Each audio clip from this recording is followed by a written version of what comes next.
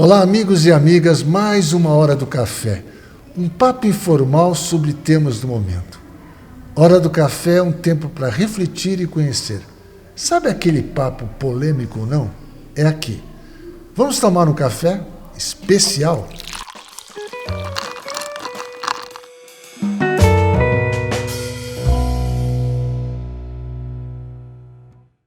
E hoje é especial mesmo. Eu estou aqui com a Juliana Luz. A Juliana Luz é uma incentivadora de pessoas. E o nosso tema será o metaverso e as suas consequências na sociedade, seus impactos na sociedade. Tá? Mas como isso você já conhece, sabe que é um bate-papo informal, bem tranquilo, eu vou pedir para a Juliana Luz se apresentar. Juliana, quem é você? Conte um pouquinho para quem vai assistir, para quem está assistindo, quem é Juliana Luz. Bem, Juliana Luz é uma incentivadora de pessoas, uma apaixonada pela natureza e pelo ser humano e pelo comportamento humano também, enquanto seu papel na sociedade. Então eu acredito que todos nós podemos, de alguma forma, também interferir na sociedade, né? Não é só esperar que surjam as soluções dos nossos problemas partindo da sociedade, porque nós fazemos parte dela, né? Então, inevitavelmente, a gente acaba também interferindo, né, na sociedade. Então, o Movimento de Luz, que eu vou falar um pouquinho, né? Ótimo. Também do Movimento de Luz, que é um programa social, é um projeto que eu criei, e justamente pensando nessa mudança de comportamento das pessoas do mundo real para o mundo digital, né? Essa mescla aí dos dois mundos aí, que a gente está sabendo que tem até mais outros mundos, né? Mas é curioso, né? É curioso. E antes de continuar, eu quero agradecer, Armando, pela oportunidade, né, da gente tá podendo conversar um pouquinho mais a respeito disso, porque eu acho que a gente precisa colocar as pessoas para refletirem sobre isso.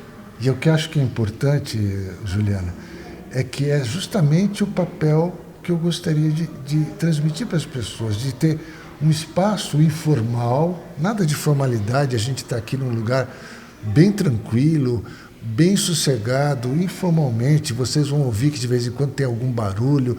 Às Sim. vezes a gente faz no café, né? E no café tem a pessoa servindo o café, como se fosse um bate-papo, que muitas vezes tem muito mais conteúdo, porque surge naturalmente. Verdade, tá? verdade. Agora, o que eu quero conversar é justamente esse impacto que vai ter, que está tendo na sociedade moderna, tá? Dessa realidade que não é uma realidade, que o pessoal chama de realidade virtual, né? O que você pode nos dizer? O que você pode contar para as nossas pessoas? É curioso e ao mesmo tempo intrigante e assustador também, né? Porque nós vemos como que as pessoas elas acabam se comportando, mas nós, quando estamos inseridos numa sociedade, nós tendemos a nos comportar de acordo com a maioria, né? Mas esse comportamento da maioria é benéfico para mim, enquanto indivíduo? Sim. Né? Isso eu acho que precisa ser colocado em pauta. E essa reflexão ela tem que ser individual, né? O que eu percebo muitas vezes é que as pessoas elas querem fugir da realidade. Às vezes a realidade é dura para as pessoas. Demais. E ao invés de elas procurarem soluções para a sua vida, elas vão o que na PNL a gente chama de, em vez de ir em direção ao resultado, vai em fuga de alguma coisa. E enquanto eu estou fugindo, é como se o problema está atrás da gente, continua existindo.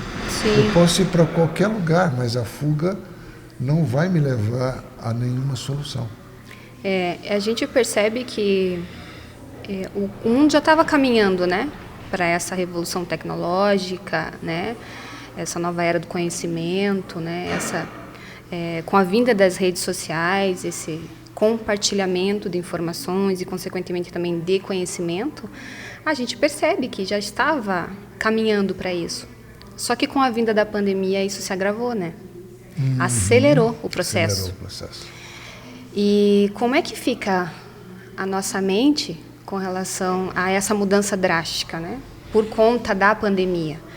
Porque além da estabilidade financeira, estabilidade profissional, estabilidade emocional, tudo isso a gente está sentindo os impactos agora, né? E a questão psicológica, ela ainda vai reverberando ainda por mais alguns anos, até que a gente diga que vai voltar ao normal. Eu coloco isso entre aspas e fico um pouco preocupada também, Armando, porque você para pensar um pouco assim. Nós somos seres sociáveis. Vocês concordam? Nós somos seres sociáveis. E nós necessitamos da presença humana, né?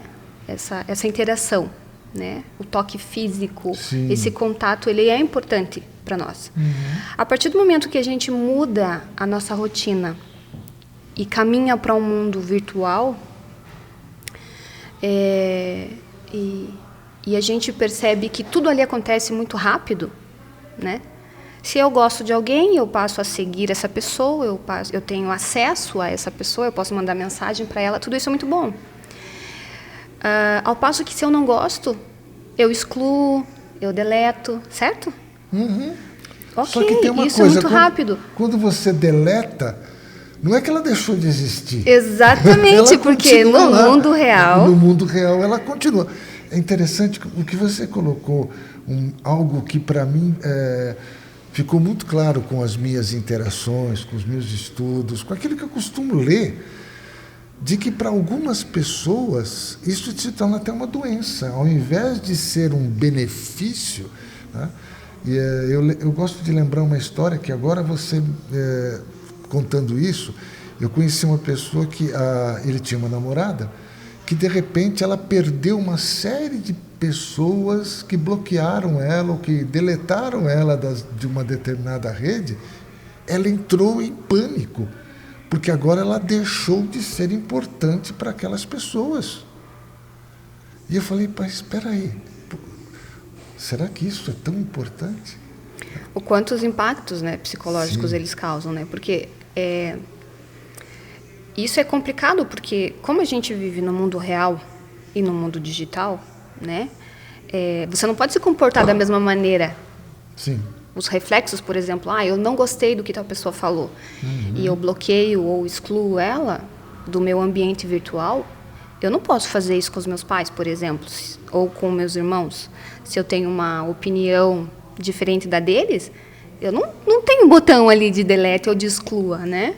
A pessoa. Não tem como. Eu tenho que aprender a conviver com isso. Só que o mundo digital, o mundo virtual, ele é dinâmico. E todo mundo é feliz. Exatamente. Todo mundo é feliz. Né? Todo mundo adorável, todo mundo é bonito, todo mundo é feliz, todo mundo tem o que a gente chama no mundo digital, no metaverso, né, um avatar. Isso. E nesse avatar eu sou lindo, maravilhoso, sempre feliz, só realizo coisas boas, as coisas boas só acontecem comigo. E veja como ele é contraditório também. Porque se você para pensar, bom, esse tal metaverso é um novo mundo, onde eu posso ser o que eu quiser ser. Isso. Certo? Se é um novo mundo e eu posso ser o que eu quiser ser, vai ter dias que eu também vou querer me irritar com alguém e colocar meu ponto de vista. Vai ter um momento que eu vou querer colocar a minha opinião e vai ter alguém lá dentro do mundo virtual que não vai concordar. Então, é uma utopia. Sim. É uma utopia. E uma coisa que é preocupante é que as pessoas elas estão cada vez mais mergulhadas no mundo virtual. E é muito fácil você perder 2 horas, 3 horas ali numa plataforma. E o que aquilo traz para a vida da gente? Essa é uma na pergunta, vida real. Exato. Essa é uma pergunta que incomoda. E o que eu acho interessante para quem está assistindo, Juliana, nós temos uma diferença de idade grande. Eu passei por várias etapas da minha vida onde eu tive diversas situações de aprendizagem e me assustei com esse novo mundo que está acontecendo agora. Eu até falo assim para as pessoas, esse normal para mim nunca mais vai ser normal, então não vai ter a normalidade. Exato. Dentro do seu projeto, o que é que você pode ajudar? O que você poderia dar de dicas para quem está assistindo de como melhorar isso, como não ficar tão dependente dessa situação de extrema felicidade que a gente sabe que não existe o tempo. Como é isso? É que, assim, o movimento de luz, ele partiu de uma brincadeira, iniciou com uma brincadeira, na verdade. Durante as reuniões de trabalho, eu sempre ia acompanhada de um colega de trabalho, e eu fazia as atas, né, das reuniões. E algumas vezes eu interferia nas reuniões, lógico, gente, eu interferia de uma maneira positiva, agregando ideias, dando sugestões, né?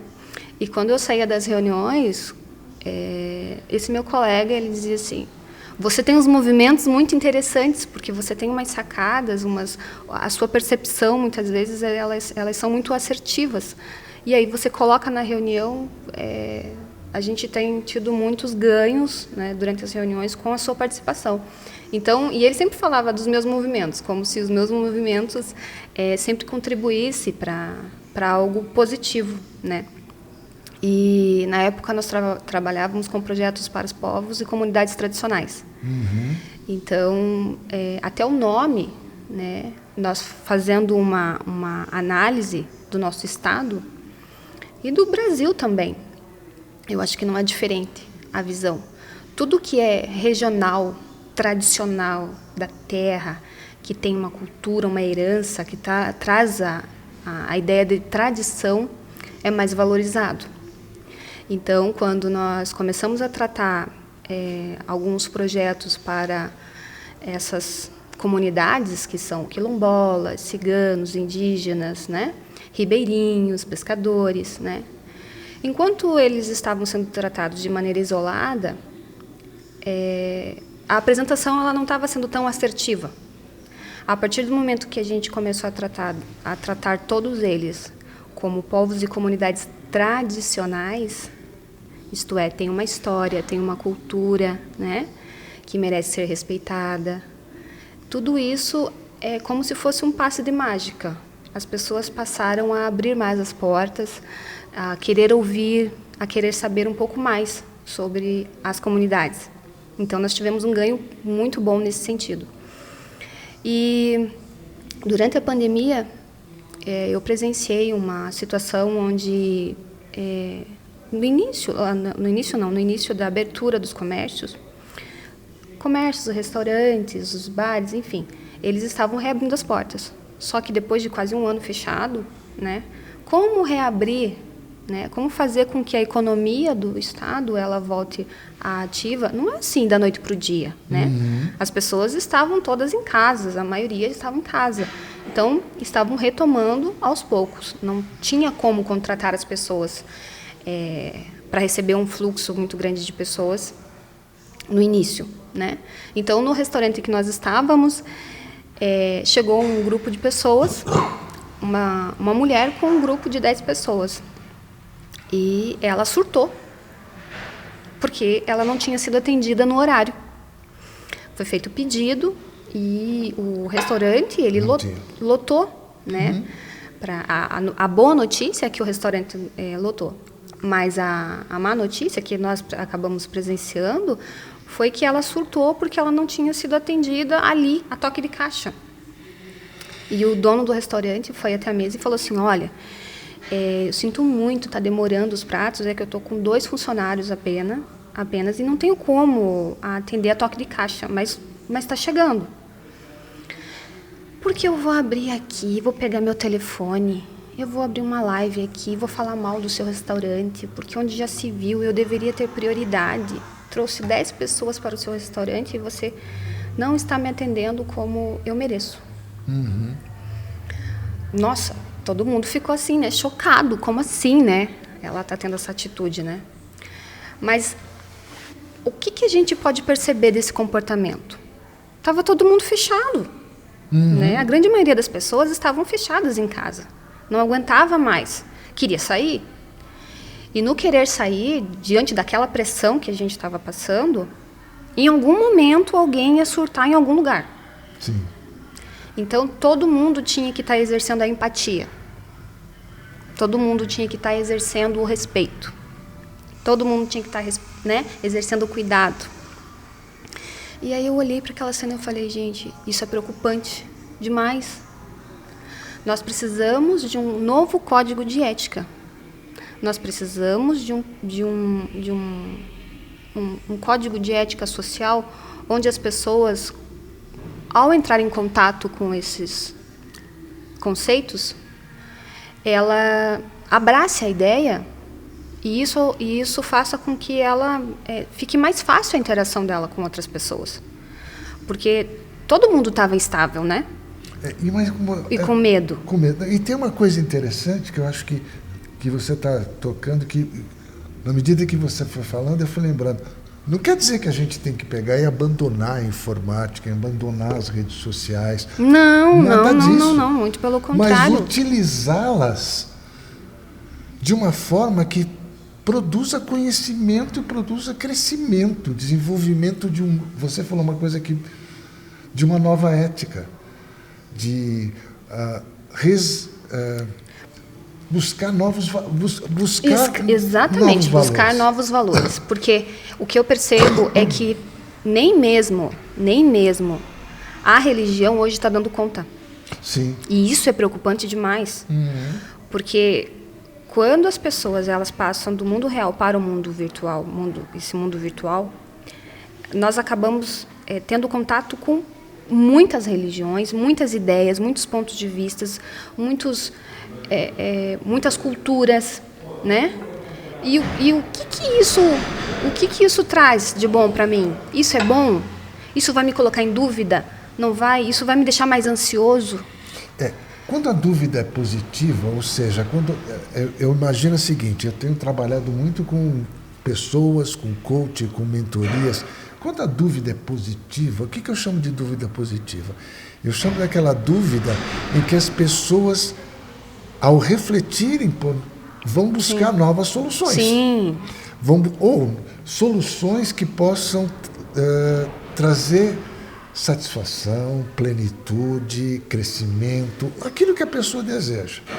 Agora, quando você falou, quando começa a causar ansiedade, essa ansiedade é prejudicial, porque a pessoa...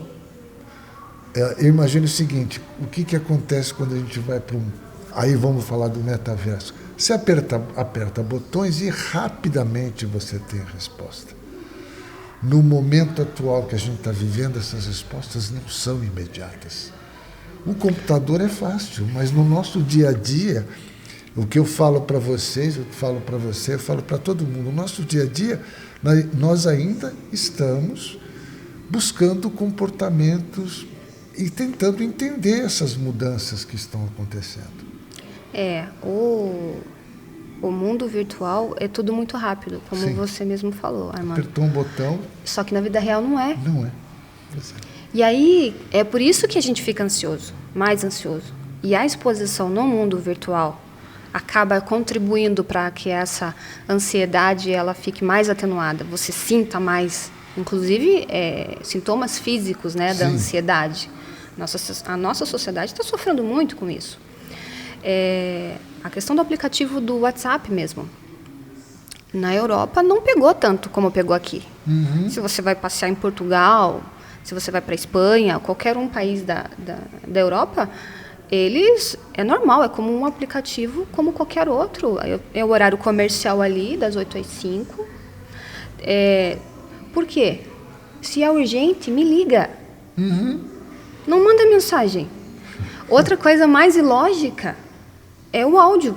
Sim. Por que eu vou mandar áudio se eu posso ligar para a pessoa e resolver em 1 minuto ou 2 minutos ali uma situação? Ou vou me comunicar por mensagem, sabe? Então, É curioso isso, não é uma crítica, gente, é só uma constatação para que a gente possa refletir um pouquinho mesmo a respeito, né, de como a gente está utilizando. O encaminhamento de mensagens, Sim. por que as pessoas encaminham tanto as mensagens? Bom dia, boa tarde, boa noite. Elas não...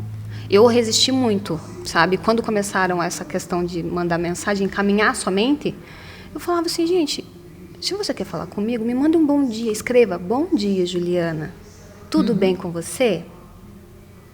Eu não estou interessada em receber mensagem que você encaminhou para 500 pessoas.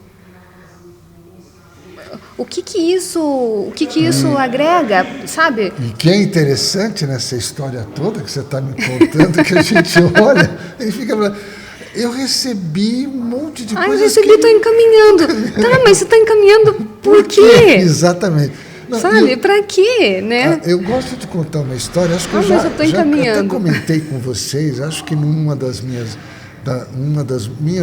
dessas horas do café que eu já tive, uma história uma vez que eu tinha um amigo de São Paulo, eu estudei muito bom tempo em São Paulo, e ele sempre mandava mensagens para mim, eu lia. E ele faz parte de um grupo, né, de antigos alunos da escola que estavam organizando um encontro dos ex-alunos da escola.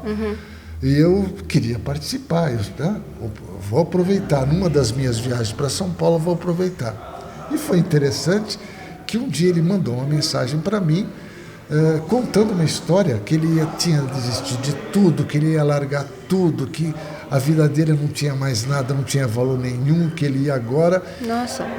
E eu fiquei preocupado, é um cara extremamente alegre, extremamente positivo nas coisas. Aí era uma brincadeira, que ele chegou e botou uma foto de um monte de moças com biquíni vermelho, né, com a logomarca do Exército da Salvação. E essas são as minhas companheiras das minhas viagens. Eu fiquei com tanta raiva dele, porque eu entrei na história dele muito bem contada, né? Que eu peguei e bloqueei ele. Falei, vai pro spam. Aí teve a festa. E ele mandou para todo mundo o convite da festa, do reencontro dos ex-alunos da escola, tudo. E eu, obviamente, não recebi. E naquele final de semana que ia ser a festa, na sexta-feira estava em São Paulo, a minha irmã, que também estudou na mesma escola, falou, você vai na festa amanhã? Eu falei, que festa? Na festa do Couto. Eu falei, nem estava sabendo dessa festa. Nossa. Mas José, né, o José Francisco, né, que era o nome, mandou para você o convite. E não recebeu. Perdeu. Então, se de um lado eu tenho uma coisa desse tipo, do outro lado eu tenho também essas situações em que eu não consigo acompanhar todas as mensagens que eu recebo. E no meio delas podem ter mensagens muito importantes. Sim. Que seriam úteis para mim. E aí? O que eu vejo, assim, é que falta as pessoas viverem uma vida mais consciente. Sim. Elas serem mais conscientes do que elas fazem. Elas estar presente no momento que elas estão vivendo, o agora, o momento presente. E se perguntar antes de uma iniciativa, diante de alguma ação que elas forem fazer. Não fazer simplesmente por fazer. Eu encaminhei a mensagem. Tá, mas... Porque ao mesmo tempo que ela leva para encaminhar uma mensagem que não significou nada para ela, porque se ela encaminhou a mensagem, assim como ela encaminhou para uma, ela encaminha para 10, eu não consigo enxergar que valor tem ali, que sentimento, nenhum. Sabe? É engraçado, né? Porque não é o que elas pensam. Eu já questionei, inclusive, uma amiga minha. Eu falei, mas por que você me encaminha as mensagens? Eu fico muito mais feliz quando você escreve, oi, Ju, bom dia, tudo bem? Do que você me encaminhar uma mensagem. Ela ficou triste comigo. Interessante isso. Daí eu falei, mas... Dela, Ju, eu lembrei de você, por isso que eu encaminhei a mensagem. Eu falei, tá, mas eu estou falando para você que eu ficaria muito mais feliz... Se você mandasse para mim. Exato. Essa é uma relação que é interessante quando a gente está conversando. Pessoal, vocês me perdoem que de vez em quando eu estou dando uma tossida, mas aqui em Curitiba tem um probleminha de mudanças bruscas de temperatura. Sim. E outro dia estava um calor danado, no dia seguinte acordei com frio, né? Tremendo de frio durante a madrugada, caiu muita temperatura. Então estou com um pouquinho de tosse, mas vai melhorando. O que eu queria comentar com você é justamente isso. Quando tem duas dicas que eu gostaria de dar para todo mundo, que é 2 filmes bem interessantes. Um filme que fala sobre um relacionamento de um grupo de pessoas que moram em Nova York, numa grande cidade, que só se comunicam através de mensagens eletrônicas. Mas um dia um deles se apaixona pela outra pessoa e finalmente combinam de se encontrar presencialmente num restaurante lá em Nova York. Tá? Então, o que aconteceu? Nesse dia, os 2 passaram em frente ao restaurante, olharam e, com medo do contato físico, de perder aquela coisa do virtual, porque no virtual todo mundo é maravilhoso, Sim. eles foram embora e nunca mais se encontraram e voltaram, cada um para sua casa, e continuaram se comunicando e se namorando pela internet. O filme, eu não lembro o nome do filme. O outro filme é Jogador Número 1. Esse sim, já passou várias vezes, inclusive na sessão da tarde. É um filme do Steven Spielberg, Jogador Número 1. Guardem isso, busque, tem no Netflix, tem em todas as plataformas, porque o diretor é uma celebridade, Steven Spielberg, né? Que fala justamente desse metaverso. De como há um distanciamento tão grande, você pode ser o que quiser, você é um super-homem, uma super-mulher, você é uma pessoa maravilhosa, você tem superpoderes, você conquista quem você quer, você vira um cara com bastante cabelo, no meu caso, né? Com olho azul, 1,85 m, que é uma altura que eu adoro, porque é muito alto, eu afasto as pessoas. Né? Eu crio um personagem. Cria um personagem, exatamente. Só que na vida real, então assista um filme, será que isso não vai fazer com que a gente tenha não só a questão da ansiedade, mas a frustração de não saber lidar com coisas simples, como encontrar pessoas, dar bom dia para elas, conviver com elas? Primeiro, eu penso que a gente tem que analisar para quem é o metaverso. Yes. Boa. Gente, faz a pergunta para eles. Para quem é o metaverso? O que vocês acham? Para quem é o metaverso? Quem é o público que vai estar lá no metaverso? Maravilha. Eu acho que isso é um ponto inicial. Será que é para todo mundo? Será que é interessante para todo mundo? Porque se a gente for parar para analisar, veja, acompanhe meu raciocínio. Vieram as redes sociais. Antes das redes sociais, os e-mails. Tudo gratuito, tá, gente? E-mail gratuito, né? Espaço ilimitado. Aí vieram as redes sociais. Tudo gratuito, espaço ilimitado. Alguém está pagando, né? Para ter todo esse conteúdo que está todo mundo, o mundo inteiro está produzindo conteúdo.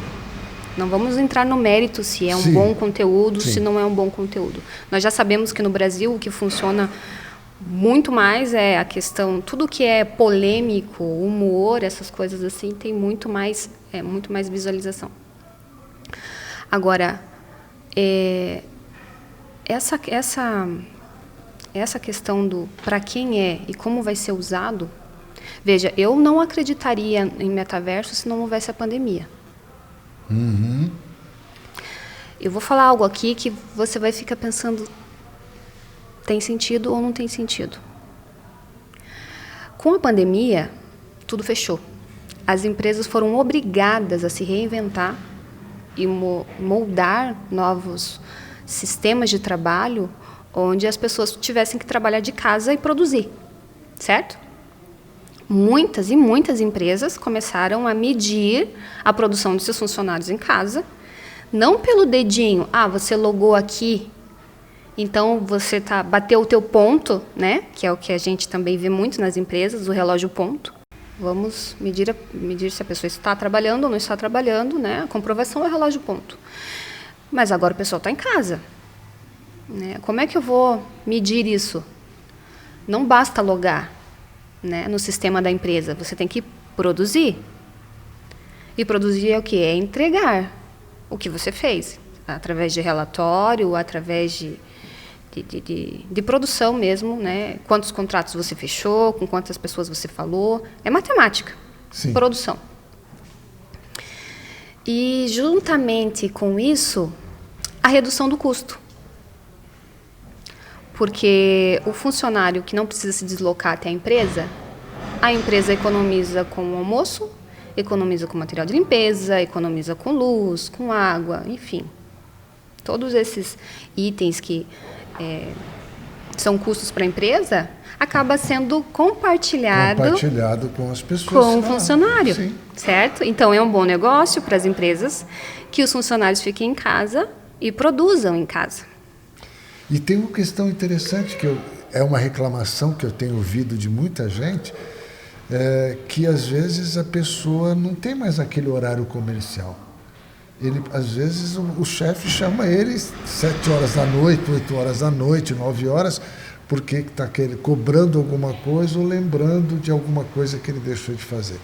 Até porque, muitas vezes, a pessoa deixa para fazer aquilo naquele horário mais tarde. Que é interessante isso. Sim, e é um ponto positivo também, Sim. Se for parar para analisar, porque tem pessoas que produzem muito mais à noite. Uhum. Tem pessoas que produzem muito mais de manhã, né?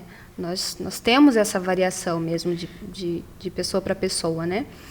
E quando você tem essa liberdade, essa flexibilidade para você fazer as suas coisas e, ao mesmo tempo, por exemplo, se você precisa ir ao supermercado, fazer qualquer outra coisa de cunho pessoal durante o trabalho, é fácil também de você negociar isso, né? Mas isso é um outro ponto. Falando de termos de custos, né, para as empresas, então, resumindo, é interessante que o funcionário fique em casa. O modelo Sim. de trabalho remoto deu certo. Alguns cargos são fundamentais, podem ser feitos de casa. Sim. Sem nenhum problema. Sim. Alguns outros que você precisa construir, elaborar, produzir alguma coisa física, você ainda continua tendo esses cargos que você precisa estar. Só que nós temos aí, Armando, perfis e perfis de profissionais. Perfeito. Né? E aí é urgente isso, gente. É urgente, porque até então nós estávamos com as redes sociais o quê? Para o nosso lazer. Eu vou me divertir, eu vou postar um stories aqui, eu vou brincar, eu vou compartilhar as coisas que eu gosto, certo? Aí, não. Rede social já não é mais para isso. Você tem que usar isso, ainda mais se você for um empreendedor, né? O eu empreendedor, sim, né? Que é só exatamente. O eu keep, né? Que ele só tem ele mesmo, que faz tudo. Então, a mesma ferramenta que é te apresentada como uma forma de você ter algum tipo de lazer ou alguma distração, agora é apresentada agora é ferramenta de trabalho. Sim. E eu posso dar a minha experiência, que eu acho que é interessante. Por exemplo, eu no Facebook que eu tenho, eu uso muito mais como trabalho do que para contar as minhas coisas pessoais. Porque até certo ponto, às vezes, eu vou contar a história, vou contar alguma coisa do que aconteceu com a minha família, meu filho viajou, ou eu viajei.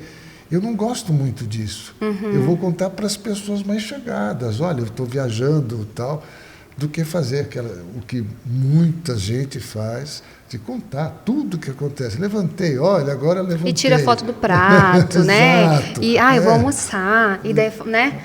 Eu estou aqui na viagem e tal. Gente... Agora, eu prefiro estar comentando e falando com as pessoas. Contando para elas, olha, o Gabriel, que é meu filho mais novo, viajou, tá, não sei o quê, vai casar. Então, ter esse contato. E mas a gente hoje vê que isso está... acabando em alguns lugares, mas nós temos uma resistência. Acho que eu acho que é isso. Estamos eu acho que você resistindo. falou exatamente isso. Eu acho que o movimento de luz ele vem de encontro com isso também, sabe? Eu acredito também que seja um pontinho de resistência. Sim. Já que eu também não posso mudar, eu tenho que contribuir de alguma forma. Sim. Né? Então, só para fechar meu raciocínio com relação ao metaverso e o mercado de trabalho. Perfeito. Grandes empresas, gente, prestem atenção agora. Grandes empresas estão investindo no metaverso. Então, antes, a gente até poderia pensar, será que vai para frente? Será que vai vingar? Será que isso faz sentido? Né? Será que não vai ser só mais uma modinha? Porque já tentaram implantar isso alguns anos atrás e não deu resultado. certo. Exatamente. Será que agora vai dar? Antes eu tinha as minhas dúvidas.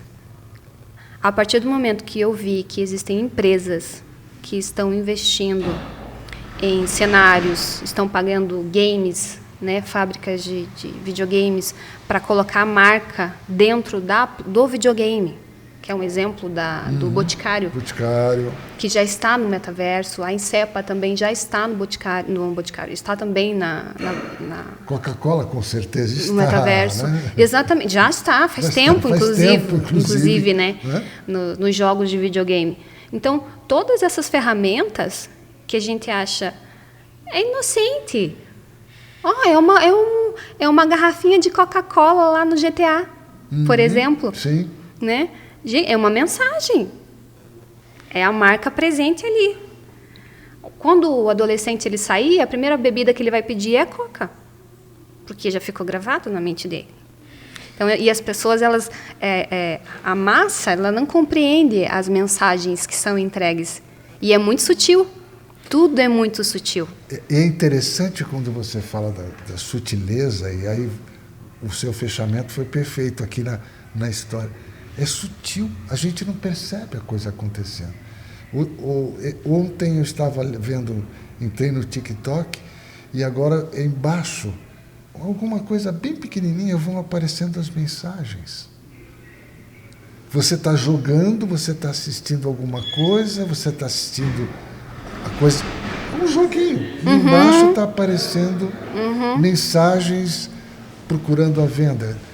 E aquela história que todo mundo sabe. Outro dia eu fiz uma pesquisa a respeito de um livro. Eu fiz a pesquisa, encontrei o livro que eu queria, fiz a compra do livro. Agora, todo dia aparece coisas de livros naquela mesma ideia daquele livro que eu comprei. Sim. Então, né? pesquisa, monitoramento. Esse monitoramento, se de um lado é positivo, de outro lado pode parecer que eu estou sendo manipulado. Sim, também. Então, a gente tem que estar trabalhando o seguinte, pelo menos quando nós conversamos a respeito de a gente fazer essa nossa hora do café e trabalhar com esse tema, metaverso, não quer dizer que a gente vai pegar tudo isso e jogar fora, porque não vai jogar fora. Não. Não vai. É uma realidade que está acontecendo e vai continuar acontecendo. Mas, porém, a gente tem que saber como utilizar isso.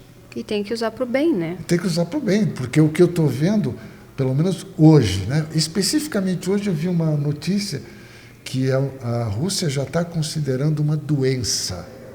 Essa coisa, doença, como um vício, você ficar no metaverso. Eles já estão considerando isto, porque tem pessoas que não saem mais da frente de um celular ou de um computador. A gente não precisa ir muito longe, né? Aqui, né? A gente vê essa nova geração aí, o quanto eles estão conectados. Quanto tempo por dia eles ficam no celular. E outra coisa também que é preocupante é a exposição da criança no mundo digital, né? Porque naturalmente falando, a criança ela nasce, aí aos pouquinhos ela vai sendo exposta para o mundo, né? À medida que ela vai crescendo, ela vai sendo exposta para o mundo. Vem o jardim de infância, depois vem o primário, daí vem a escola, né? E ainda assim, ainda o universo dela é pequeno. Sim. Né? A partir do momento que ela tem acesso a um celular, acabou. É o universo inteiro ali à disposição dela. Será que até que ponto isso é benéfico para o desenvolvimento intelectual da criança? Porque não é só um desenvolvimento mental, né? Também um desenvolvimento físico, Sim, de você sair, sim. de você fazer alguma coisa, de você jogar. Porque a criança ela fica aqui parada, né? E as brincadeiras de antigamente, a forma das crianças se relacionarem entre si, ir no parquinho, se movimentar mesmo, Sim. porque a criança ela precisa ter esse desenvolvimento. Tem um videozinho que eu assisti outro dia, foi bem interessante. Tem uma criança que está bebê, que está tentando colocar a meia, mas só que ele não tem. Você já assistiu esse vídeo? Ele está tentando colocar a meia, ele tenta uma vez, tenta duas, tenta três, ele fica com raiva, joga a meia. Joga a meia. Gente, esse aprendizado é fundamental. O que todos os estudiosos estão falando hoje é que isto está acontecendo de uma forma que pode trazer prejuízos ao desenvolvimento das pessoas no futuro. E está todo mundo apavorado. Sim. Está todo mundo apavorado porque não tem resposta nos livros. Não tem. Se a gente olha para a história, não tem como resolver os problemas atuais, né? Como que vai ser esse comportamento das pessoas no mundo virtual, a exposição delas, a questão da saúde. Tá, mas as pessoas então vão ficar logadas? Qual que é a ideia? É todo mundo ficar logado, então, e esquecer da vida real, vivendo somente aquele personagem no mundo virtual? É isso? Como é que vai ser? Ou vai ser uma extensão dessas plataformas aí, do que a gente tem hoje, né, de mídias e de interação mesmo, somente isso, né? Eu não acredito. Por quê? Por que eu não acredito? Porque as empresas estão investindo. Se as empresas estão investindo, elas pretendem vender dentro do metaverso. Sim. Certo? Então, por exemplo, uma bolsa da Prada, que custa R$25 mil, pode ser alugada, veja, é loucura. Sim. Né? Por R$3 mil no metaverso, para você usar dentro do metaverso, para você ter o direito de usar uma bolsa da Prada num jantar, num show, dentro do metaverso.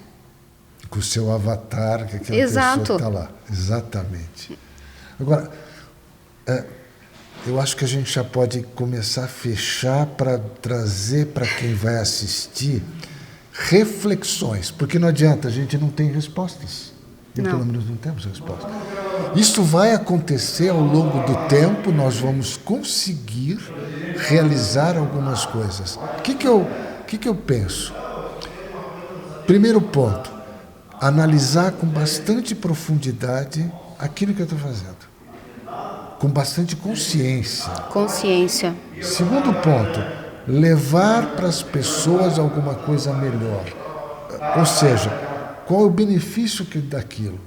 E o terceiro ponto, para ver se socialmente aquilo se encaixa, se eu consigo trabalhar me encaixando na sociedade. Eu pensei nesses 3 pontos. E você? Qual que seriam as suas dicas finais para o pessoal? Eu gostaria de colocar como dica o conceito, né, dos 4 pilares do movimento de luz. Ótimo. Que é o cuidado, né, o cuidado que a gente tem que ter primeiramente com a gente, né, cuidar de si, trazer essa consciência, né, para o momento presente, prestar mais atenção em si, no seu corpo, na sua saúde mental, saúde física, e estender esse cuidado para as pessoas mais próximas. Segundo ponto, o respeito. No mundo tão polarizado que a gente está vivendo hoje, o respeito ele tem que ser fundamental, né? E ele tem que estar acima do gostar, o respeito. Não importa se eu gosto ou não gosto, eu tenho que respeitar, porque isso é um fator crucial para um bom convívio em sociedade. A responsabilidade é o terceiro ponto do movimento de luz. Eu sou responsável pelos meus atos, eu sou responsável para com o meu papel que eu exerço na sociedade, porque se eu tenho direitos, eu também tenho deveres. E é aí que entra a responsabilidade, né? Quais são os meus deveres enquanto cidadão dentro da sociedade que eu estou inserida? Eu como pai, eu como mãe, eu como filha, eu como profissional. Todos esses papéis, a gente está exercendo a responsabilidade dos nossos deveres. E o quarto e último, e não menos importante, que eu acredito que seja até fundamental também, de igual para com os outros pilares, é a solidariedade. A solidariedade, ela é urgente no momento que a gente vive. Por quê? Nessa migração, ainda mais em se tratando de Brasil, né? Sim. Nessa migração do mundo real para o mundo virtual, nós nos encontramos aí com 5 gerações, né? Pessoas altamente qualificadas que estão fora do mercado, com uma bagagem, com conhecimento, e esse conhecimento ele precisa ser transmitido. E aí que eu penso que a solidariedade ela pode se encaixar. Porque você ajudar uma pessoa não é simplesmente dando dinheiro, mas é você tendo esse espaço para conversa, esse espaço de convivência, para né? diálogo, Isso. essa troca de experiências, de conhecimento, sabe? Você poder compartilhar o seu conhecimento. Já pensou se todo mundo doasse um dia do mês para fazer isso, para compartilhar o seu conhecimento? Uma grande empresa adotasse uma pequena empresa e ensinasse estratégias, ensinasse como ela poderia melhorar, sabe? Nossa, nós teríamos aqui um papo para muitos dias. Nossa! Né? Seria maravilhoso. Eu acho que a gente não pode ficar esperando vir isso vir da sociedade. Tem que partir de nós enquanto indivíduo. Esse é o movimento de luz. É você trabalhar esses 4 conceitos, independente da realidade. Maravilha. É isso. Essa é a minha contribuição e espero que possa também ser levado isso para o mundo virtual, porque precisa. Precisa muito. Então, gente, o seu café sempre adoçado com informação. Se o papo é bom, o café desce redondinho. Acompanhe a nossa Hora do Café, envie sugestões, compartilhe, aperta o sininho e se inscreva no nosso canal que nós vamos ter outras novidades. Nós conversamos com a Juliana Luz. Muita luz e muito obrigado pelo seu excelente bate-papo, o nosso café. Eu agradeço, foi sensacional. Obrigada por tudo, gratidão. Gratidão, um abraço.